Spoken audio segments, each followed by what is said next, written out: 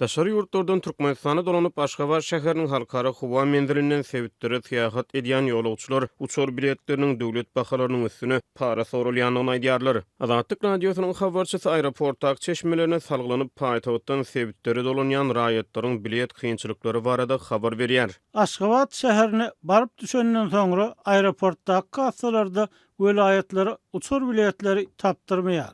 Diýip Daşary ýurtdan Türkmenistana dolanan bir ýolagçy gurrun berýär. Ýöne döwlet bahasynyň üstüne goşmaça para berseň, bilet tapmagyň mümkinligini aýdyp sözüniň üstüne ýetirýär. Ýaňy ýakyn Aşgabatdan Daşary şäherine uçan beýleki bir ýolagçy aeroportda uçur peteginiň 120 manat bolan döwlet bahasynyň üstüne goşmaça para bermäge razy bolanyny gurrun berýär. Ýolagçylara görä bilet kassasyna müşterilerden göni para sorulmaýar. Ýöne kassanyň gapdalyna goşmaça para bilen bilet satyn alyp bermek wada berýän adamlar peýda bolýar. Ýolagçylar kassalara sözü geçen bu araçlaryň raýat eşigine polisiýa işgärleri bolanyklaryny aýdýarlar.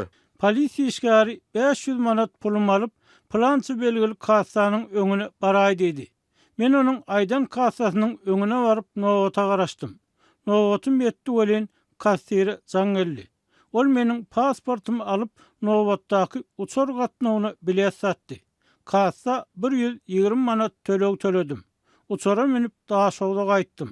Diýip ýolagçy aýdýar. Habarçymyň beýleki bir söhbetdeşi Lewap vilayatynyň bolan bir ýaşaýjy Türkmenabatdan Aşgabatda uçmagyň kynçylyklary barada gurrun berýär. Türkmenistanyň aeroportlaryna uçur gatnawlaryna bileti bolup uçurlary münmedik ýa-da münüp ýetişmedik raýatlaryň orunlary uçuşa istek bildirýän biletsiz ýolagçylara satylýar. Bu tejribe ila tarapyndan dasatka çykmak adlandyrylýar. Türkmenabatda ýolagçy şäheriniň halkara howa mendirine uçuşdan 2 sagat öň dasatka biletleriniň tapdyrýanyny aýdýar.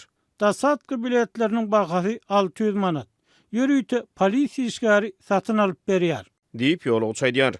Ýolagçylar adat şertlerde gysgaly bolmadyk halatlarda Türkmenabatdan Aşgabada 10 gün öňünden biletleri satyn almagyň mümkinligini aýdýarlar. Azatlyk radiosynyň habarçylary Türkmenistan aviakompaniýasynyň içerki gatnaňlaryna uçur biletleriniň döwlet bahasynyň üstüne para sorulmagy barada ilgiderli habar berip gelýärler. Habarçylarymyz soňky sapar sentýabryň ahyrlaryna garaşsyzlyk bayramçylygyna gabatlap ýurtda emele gelen bilet gytçylygy barada habar berdiler. Türkmen Howa ýolları agentligi mundan öňe birnäçe gezek para aýyplamalary boýunça gün tertibine getirildi. 2020-nji ýylyň dekabryna Türkmenistanyň döwlet telewizionýasy uçur biletleriniň döwlet bahasynyň üstüne para almakda aýyplanan Türkmen Howa ýolları agentliginiň birnäçe işgärini görkezdi. Agentligiň howa gatnawlarynyň başgurlugynyň ýol başçysynyň hemde bir bilet satyjysynyň birnäçe raýatlary bilen dilleşikli hereket edip biletleriň döwlet bahasynyň üstüne müşterilerden para almakda hemde arada durup uçur biletler üçin para alyp bermekde aýyplanyp tutsalygy höküm edilenlikleri ma'lum bolupdy. Daşary ýurt howa gatnawlarynyň uçur biletleri bilen bagly korrupsiýada aýyplanýan adamlar müşterilerden para alanlyklaryny döwlet telewizionýasyna boyun aldylar. Türkmenistanyň döwlet heçligine köpçüliklerini habar berişleri işçileri we hökümetçi näşirler uçur biletleri bilen bagly korrupsiýa hadiseleri boýunça